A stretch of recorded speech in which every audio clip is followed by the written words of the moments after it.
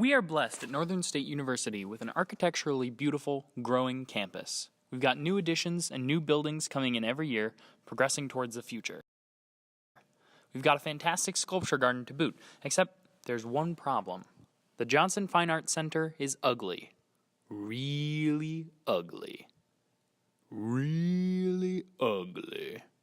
Particularly the south and west sides of the building, the newest addition, which was completed in 2016 after 2 years of renovation and $15 million of remodeling. The Johnson Fine Arts Center, or JFAC, has none of the old-world charm of its neighbors Spafford and Jurdy, nor any modern functionality like Mowalt Jensen, nor is it even as brutalist as the Barnett Center. The view facing the sculpture garden is bleak, concrete squares, the same texture as popcorn ceiling. So what do we do after we've already spent the money? The answer is, as it always is, public art. A mural would be a great and relatively cost-efficient way to brighten up the exterior of JFAC. A prime spot for a mural would be the southern wall of the Black Box Theater, immediately facing the sculpture gardens. It's clear some effort was made toward some sort of aesthetic statement with the randomly crisscrossed lines, but on top of that there are unrelated vertical lines filled with that gross squishy sealant material. The whole wall is reminiscent of a black and white version of that styrofoam cup from the 90s.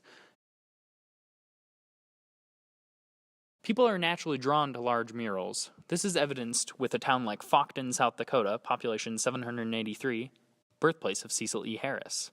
This past summer, Fawkton hired world-renowned Australian muralist Guido Van Helten to paint a mural on the largest grain elevator in town. Van Helten, or Guido, as the entirety of Fawkton is on a first-name basis with him, is known for painting large and intimate murals that attempt to capture the spirit of the community they are painted in. The Fawkton mural is currently the third largest art project in South Dakota, behind Crazy Horse and Mount Rushmore. The project has been a huge boon for the town, drawing in many people who otherwise would have never had a reason to visit. Of course, no wall in JFAC is large enough to compete for largest art project in South Dakota, but the idea of capturing the spirit of a community in a mural is still applicable. With new buildings being constructed on campus every year, it's important to reflect on how those buildings will be received. Does NSU want the whole campus to be dull and samey, like SDSU? God forbid. Let's keep the future in mind and add a beautiful mural to the outside of the Johnson Fine Arts Center.